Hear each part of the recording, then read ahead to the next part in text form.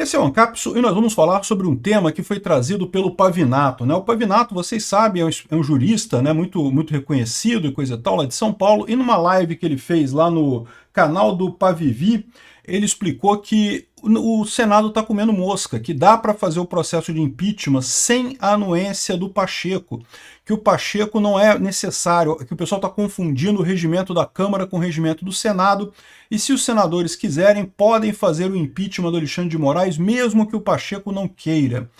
E bom, eu, com a devida vênia ao Pavinato, eu vou discordar dele, vou explicar aqui os motivos jurídicos pelos que eu acho que não tem jeito. No final das contas, quem comanda a sessão do Senado vai ser sempre o presidente. Se o presidente não quiser, mesmo que não tenha a disposição específica de receber ou não a questão da denúncia, se o Pacheco não quiser, a coisa não sai. E é pior do que isso, eu vou explicar para vocês por quê. Para abrir um processo de impeachment contra ministro do Supremo, o Senado será presidido pelo presidente do STF, pelo Barroso nesse momento, né? Bom, tem uma outra coisa nessa história também, que é a questão de se vale a pena fazer o impeachment do Alexandre de Moraes agora, por conta de que quem indicaria ele é o Lula, né? O Lula indicaria o substituto do Alexandre de Moraes. Mas como eu falei para vocês, eu acho que isso não quer dizer nada. Seja lá quem for que o Lula vai indicar, no final das contas a pessoa vai ter, o STF vai ter uma redução de poder tão grande que justifica mais um ministro esquerdista lá dentro, não vai fazer tanta diferença assim. O Moraes já é esquerdista pra caramba no final das contas, enfim. E também ainda tem a possibilidade do Lula indicar e o Senado não aprovar esse cara até 2026, né? O Senado não precisa aprovar a indicação do Lula e nessa situação já está mais do que suficiente segurar esse nome do Lula para 2026. Agora, vamos entender o embasamento jurídico do caso aqui. Essa notícia foi sugerida por Otlad Vac, quem aí acusa deve, o dedo mindinho perde, e várias outras pessoas. Obrigado aí ao pessoal que sugeriu notícias lá no nosso site, no visãolibertaria.com, e obrigado a você que está assistindo o nosso vídeo. Se você gosta do nosso conteúdo, por favor, deixe o seu like e se inscreva aqui no canal, né? Pois bem, eu não vou tocar aqui o vídeo do Pavinato, porque por questão de direito autoral e coisa e tal, mas eu vou deixar o link do vídeo dele aqui para você ver a explicação que ele deu lá sobre o porquê que não precisa do Pacheco para a colocação em votação do impeachment do Alexandre de Moraes, né? De impeachment do membro do STF. Né? E ele traz isso explicando a diferença entre o regimento da Câmara e o regimento do Senado. No regimento da Câmara, para o impeachment de presidente da República, de fato você tem, o presidente da Câmara faz o juízo de admissibilidade, né? Não é que ele vai julgar se a coisa está certa ou errada, mas ele tem que julgar se realmente aquele caso ali é motivo para impeachment e coisa e tal, e botar para votar. No caso do Senado, não fala isso. De fato, se você olhar aqui, ó, esse aqui é o regimento da Câmara. Lembra? A Lei 1079, que é a lei do impeachment, fala que o impeachment do presidente da República ele é julgado primeiro pela Câmara e depois pelo Senado. O impeachment de membro do STF é diferente, já é direto no Senado, não entra, a Câmara não faz nada no impeachment de ministro do STF, é só o Senado, então tem essa diferença. Aqui, no processo dos crimes de responsabilidade, isso aqui é o regimento interno da Câmara, né?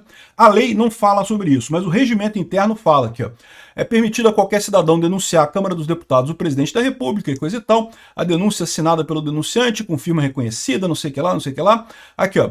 Recebida a denúncia pelo presidente da Câmara, verificada a existência dos requisitos de que trata o parágrafo anterior, ou seja, tem que ter os requisitos aqui de rol de testemunha, não sei o que lá, indicação do local, não sei o que lá, será lida no expediente seguinte à sessão e despachada à comissão especial eleita para julgar o impeachment. Né? Então, assim, foi assim que foi feito o impeachment da Dilma. O Eduardo Cunha, ele era o presidente da Câmara na época, ele pegou uma denúncia contra a Dilma e recusou, ele disse que não tinha os requisitos que tratavam o parágrafo anterior, não tinha os requisitos, só que quando ele recusa, aí qualquer deputado pode pedir a votação nominal para derrubar essa decisão da Câmara. Aí teve a votação nominal, derrubou a decisão dele, instaurou o processo de impeachment da Dilma, assim que foi feito com o impeachment da Dilma. Então, de fato, na Câmara dos Deputados, você tem esse recurso aqui, ó, recebida a denúncia, o presidente vai verificar a existência de requisitos mínimos, né, de requisitos básicos dessa coisa e colocaria para votar esse processo de impeachment. Né? Agora, de novo, isso aqui é para presidente da República. Para a questão de impeachment de ministro do Supremo, é o Senado que recebe. E aí, o Senado fala diferente, olha aqui, ó. compete privativamente ao Senado Federal. Esse aqui é o regulamento do Senado, tá? Processar e julgar o presidente e o vice-presidente da República nos crimes de responsabilidade, porque lembra, a Câmara ela faz o juízo de admissibilidade do impeachment do presidente. Uma vez que ela concordou com isso, vai para o Senado. Só que quando vai para o Senado, já suspende o presidente naquele momento, né? Então, ou seja, no momento que a Câmara aprovou o pedido de impeachment, o presidente é suspenso e esse caso vai para o Senado e o Senado então vota se o impeachment é válido ou não. Vocês lembram disso, né? Então, só que lembra, no caso do ministro do STF é diferente, já é o Senado que vota diretamente. Então fala aqui, ó, processar e julgar os ministros do Supremo Tribunal Federal, Conselho Nacional de Justiça, membros do Ministério Público e não sei o que lá, não sei o que lá, não sei o que lá, nos crimes de responsabilidade. E aqui já vem a primeira bomba, olha só. Nos casos previstos nesse artigo, o Senado funcionará sob a presidência do presidente do Supremo Tribunal Federal, conforme consta o artigo 52, parágrafo único, né, da Constituição. Ou seja, mesmo no impeachment de ministro do STF, quem vai comandar a coisa toda é o presidente do Supremo, né? E aí tem aqui, ó, em qualquer hipótese, a sentença condenatória só poderá ser proferida pelo voto de 2/3 dos membros do Senado e coisa e tal.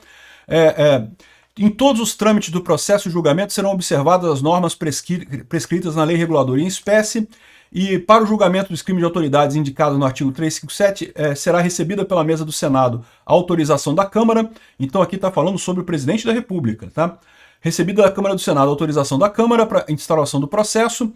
Na mesma sessão será eleita uma comissão e coisa e tal, mas aqui, de novo, está fazendo a visão do processo do presidente da República, né?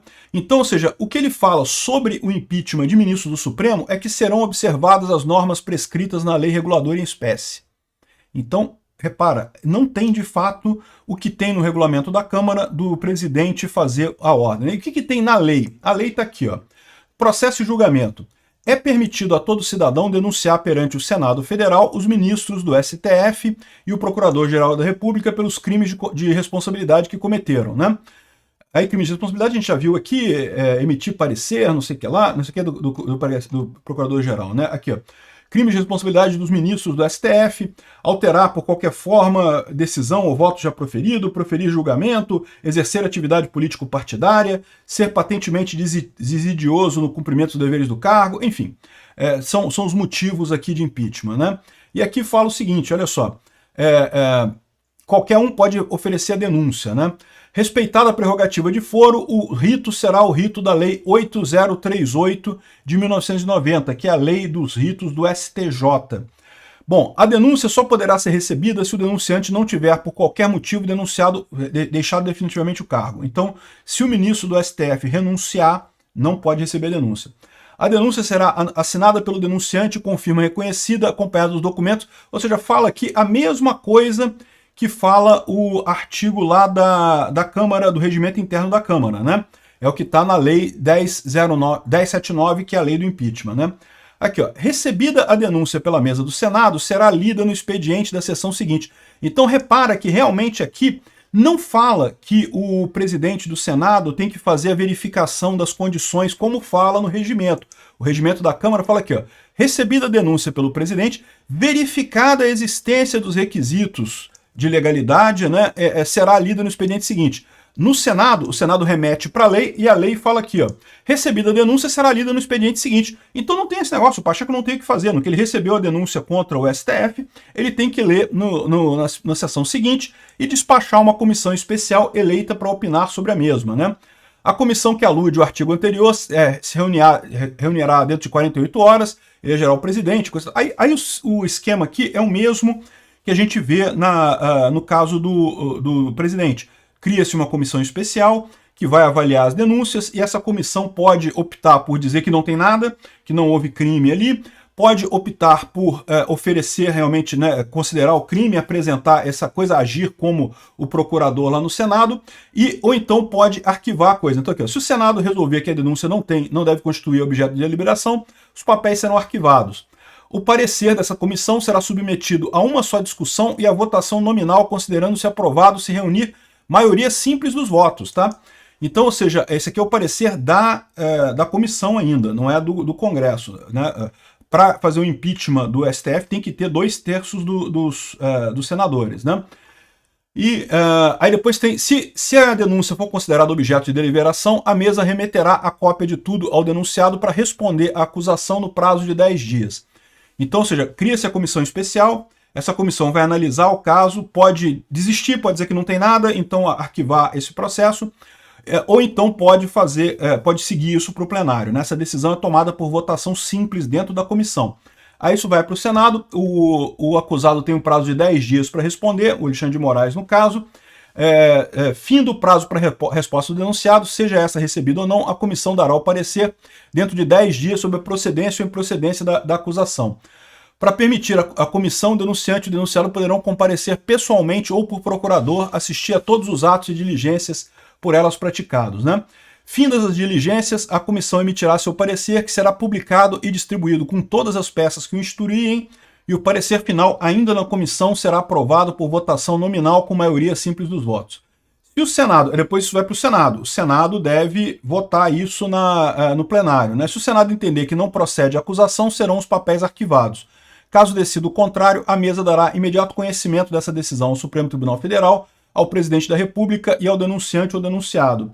Se o denunciado não estiver no Distrito Federal, a decisão será-lhe comunicada à requisição da mesa pelo presidente do Tribunal de Justiça e coisa e tal. E a decisão produzirá, desde a data da sua intimação, os seguintes efeitos contra o denunciado. Fica suspenso dos exercícios das suas funções até a sentença final. Então repara que no momento que você tem a primeira comissão especial, que fez a avaliação que se tinha procedência ou não. Se essa comissão especial decidir que tem procedência, no momento que ela intima o ministro do Supremo, ele já é suspenso. Então, Alexandre de Moraes já seria suspenso do STF nesse momento para poder responder a essas acusações, né? Depois ele fica sujeito à acusação criminal, porque, ou seja, depois que terminou esse processo todo, né, ele considerou, né, foi expulso lá do STF, foi empichado no STF, ele vai responder à acusação criminal referente a isso, né? E pode perder até a sentença final, 1/3 dos seus vencimentos e coisa e tal. Aí tem aqui depois o processo lá no Senado em si, que é presidido pelo presidente do Supremo Tribunal Federal, aqui é o presidente do Supremo Tribunal Federal, e ou ao seu substituto legal quando ele for o denunciado. Então, por exemplo, se fosse um processo de impeachment contra o Barroso, seria o substituto legal do Barroso, porque o Barroso estaria sendo o denunciado, né? Enfim, e aí vai ter o Senado reunindo-se sob a presidência do Supremo Tribunal Federal. O julgamento será posto em votação nominal pelos senadores desimpedidos, que responderão sim ou não à seguinte pergunta anunciada pelo presidente. Cometeu o acusado F o crime que lhe é imputado e deve ser condenado à perda do cargo? Se a resposta afirmativa contiver pelo menos 2/3 dos votos dos senadores presentes, o presidente fará uma nova consulta ao plenário sobre o tempo não excedente de 5 anos, durante o qual o condenado poderá ficar inabilitado sobre o exercício de qualquer função pública. De acordo com a decisão do Senado, o presidente lavrará os autos. No caso de condenação, fica o acusado desde logo destituído de seu cargo, ou seja, não tem que falar nada, já perdeu o cargo. Se a sentença for absolutória, ou seja, se ele for absolvido, produzirá a imediata reabilitação do acusado, que voltará ao exercício do cargo. Lembra, ele tinha sido suspenso lá no início, ele volta ao cargo agora, né? E aí é isso daí, e esse é o processo. Então, de fato, não tem a questão do Pacheco fazer a validação ali. Só que o problema é o seguinte, o problema é que tudo no Senado, se você olhar aqui o regimento do Senado, tudo no Senado é o presidente que define a votação. Então, assim, embora ele não tenha o direito de segurar o pedido de impeachment por conta de validação, como tem o presidente da Câmara, o fato é que se ele não quiser, a coisa não anda. Então, assim, embora eu concordo com o Pavinato, é diferente o caso na Câmara e no Senado, é diferente o caso do presidente da República e do ministro do STF, o impeachment dos dois, mas o fato é que se o Pacheco quiser sentar em cima da coisa, ele senta. É um absurdo, não deveria poder. A lei diz que ele não pode, que ele tem que botar em votação no dia seguinte. Mas se ele quiser sentar, ele senta. Então não tem muito como evitar o Pacheco estar nessa, o presidente do Senado estar nessa. O que pode acontecer só é, como eu falei, como aconteceu de fato no impeachment da Dilma, é o presidente do Senado dizer que não aceita aquele pedido de impeachment, mas se ele disser que não aceita aquele pedido de impeachment, imediatamente qualquer senador pode pedir a votação nominal disso, e aí pode reverter essa decisão da Câmara, do presidente do Senado, e daí o pedido de impeachment é aceito nesse caso, né? Então é isso daí, continuamos dependendo do Pacheco, infelizmente. Obrigado por assistir o vídeo até o final. Além de curtir, compartilhar e se inscrever no canal, considere se tornar patrocinador com valores a partir de R$ 1,99. Clique no botão Seja Membro abaixo para saber as condições e vantagens de patrocinar o canal. Mais informações sobre o nosso projeto, visite nossos sites indicados na tela.